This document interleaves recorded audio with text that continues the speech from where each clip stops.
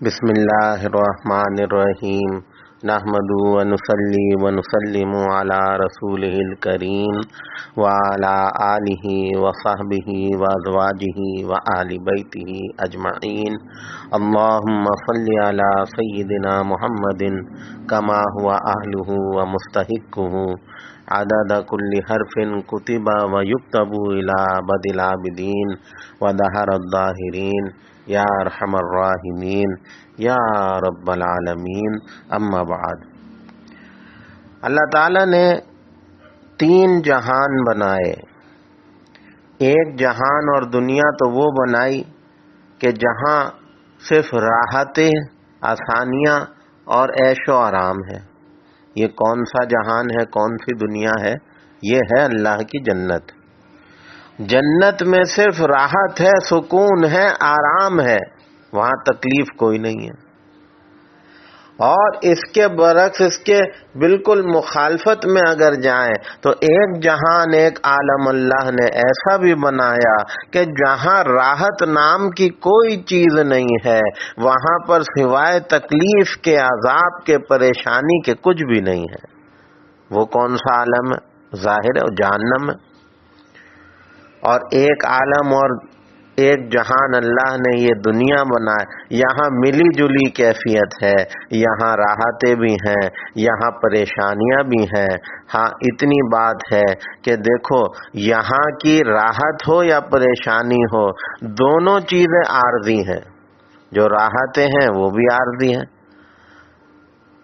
یعنی جو ہمیں یہاں نعمتیں ملی ہوئی ہیں وہ عارضی ہیں۔ جب تک ہم جی رہے ہیں تو ٹھیک ہے، نفع اٹھا لو، جب مر گئے تو وہ ہمارے کام کی نہیں رہیں گی، پھر وہ دوسرے اس سے فائدہ اٹھائیں گے۔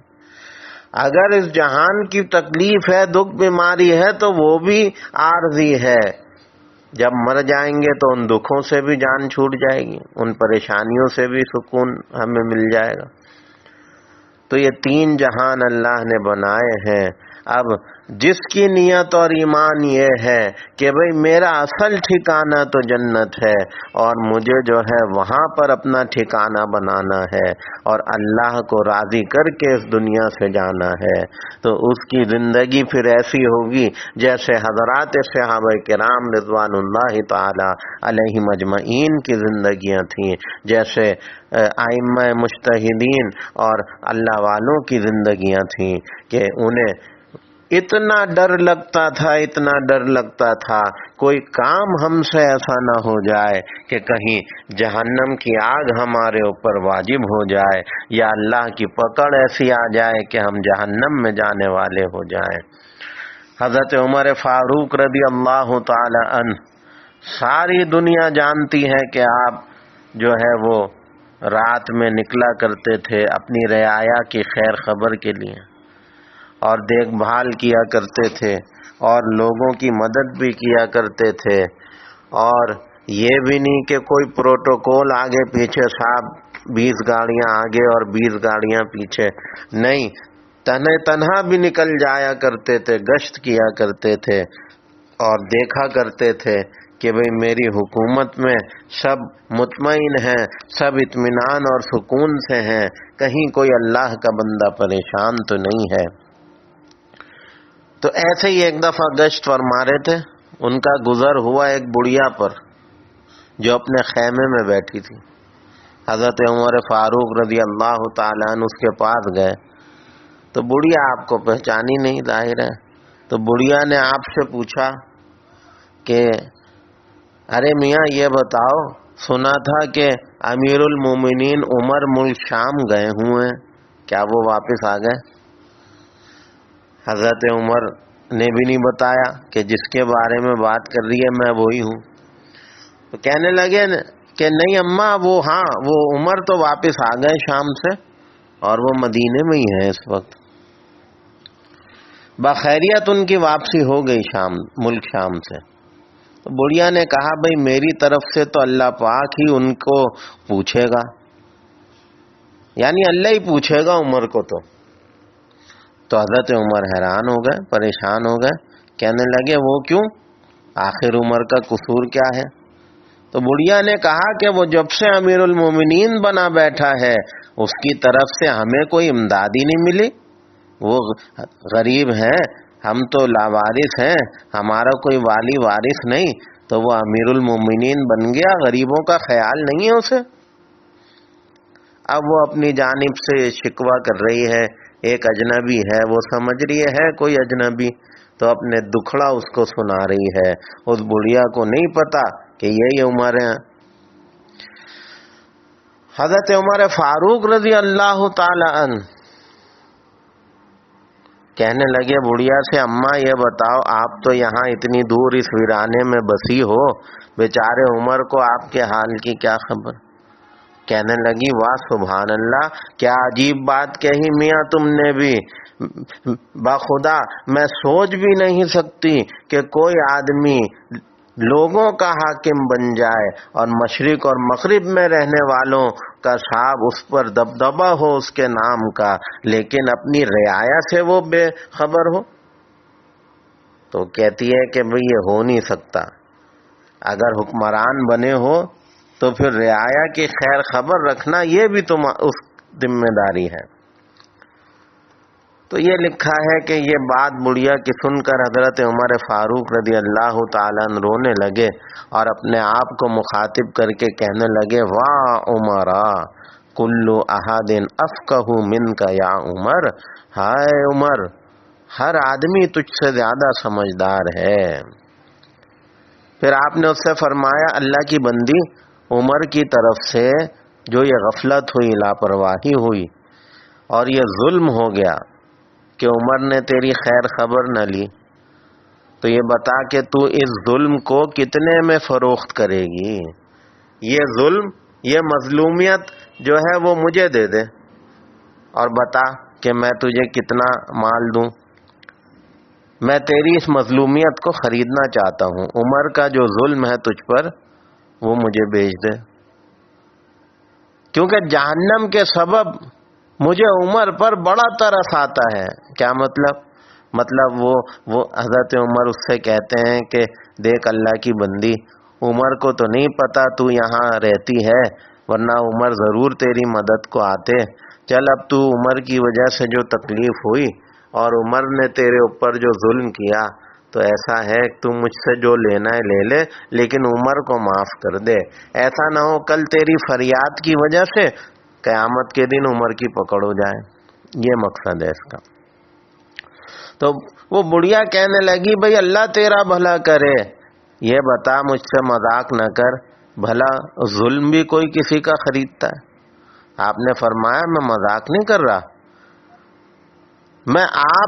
میں اس کا دکھ، اس کی مظلومیت خریدنے پر حضرت عمر اصرار کرتے رہے، یہاں تک کہ اس نے خود کہا بھئی مجھے 25 اشرفیاں دے دی جائیں تو میں راضی ہوں، اور آخرت میں عمر سے کوئی شکوہ نہیں کروں گی، یعنی میں اللہ کی عدالت میں کہہ دوں گی میں عمر سے راضی ہوں۔ بس ابھی یہ گفتگو چل رہی تھی کہ اچانک حضرت علی اور عبداللہ ابن مسعود رضی اللہ تعالی عنہ آپ کو ڈھونڈتے ہوئے وہاں آئے اور دیکھا تو کہا السلام علیکہ یا امیر المؤمنین، اے امیر المومنین آپ کو سلام ہو۔ امیر المومنین کا لفظ سن کر بڑھیا کے اوسان خطا ہو گئے اور اس نے کہتے ہوئے اپنے سر پہ ہاتھ مارا کہ ہائے میری کم بختی، امیر المومنین کے منہ پر ہی میں انہیں گالی دے بیٹھی۔ یعنی سنا جب اس نے کہ یہی عمر ہے تو کہتی ہے ہائے افسوس، عمر کے منہ پر ہی میں اس کو برا بھلا کہہ رہی ہوں۔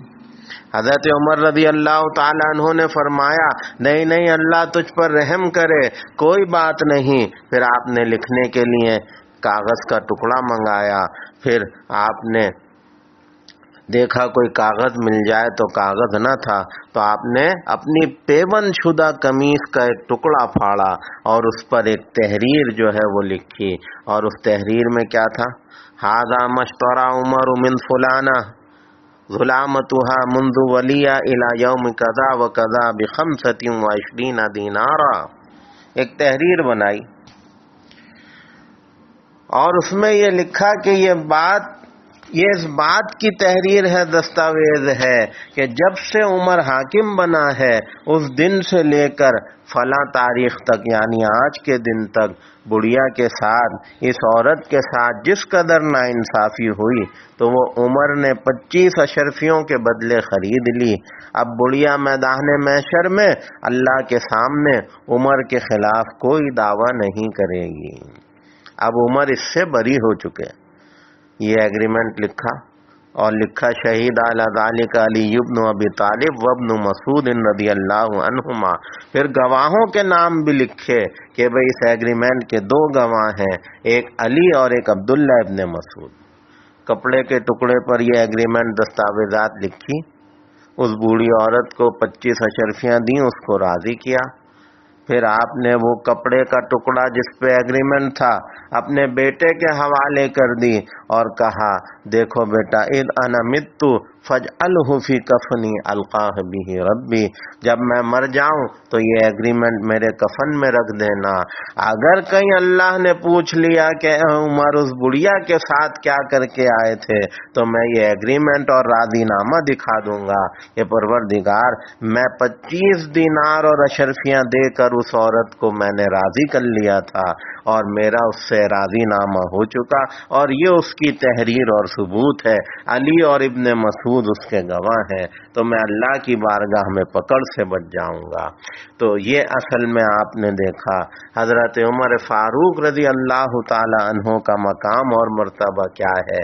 سب آپ کے مقام اور مرتبے سے واقف ہیں، لیکن آپ کا خوف خدا کتنا آپ کے اندر تھا کہ ایک بڑھیا نے فریاد کی اور یہ کہہ دیا کہ عمر کا حساب تو اللہ ہی لے گا، امیر المومنین بنا بیٹھا ہے اور ہم غریبوں کا خیال نہیں رکھتا، خبر نہیں رکھتا۔ تو اس بات سے کتنا ڈر گئے کہ کہیں اس بڑھیا کی فریاد عرش پہ چلی گئی تو حشر کے دن عمر کو کون بچانے آئے گا۔ تو فوراً 25 اشرفیاں سونے کی دے کر اس بڑھیا کو راضی کیا کہ بھئی یہیں راضی ہو جا، آخرت کی بات نہ کر، اور پھر معاملہ پکا ہو جائے تو اپنی قمیص کے ٹکڑے کو کاٹ کر اس پہ راضی نامہ بھی لکھا، علی اور عبداللہ ابن مسعود کو گواہ بھی بنایا۔ بھئی یہ سارے کام کیوں کر رہے ہیں حضرت عمر؟ اس لیے کہ وہ جانتے ہیں ایک دن آئے گا، اللہ کے سامنے کھڑا ہونا ہے، مجھے اپنی حکومت کے ایک ایک دن کا، ایک ایک گھنٹے کا، ایک ایک لمحے کا حساب دینا ہے۔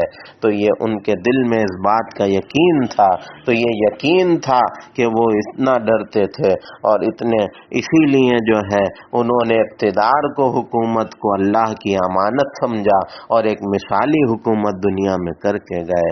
اللہ کرے کہ ہمیں بھی، پاکستان والوں کو بھی ایسا کوئی حکمران نصیب ہو جائے جس کے دل میں ایسا ہی خوف خدا ہو اور جو یہاں کی عوام کا ایسا ہی بھلا کرنے والا ہو۔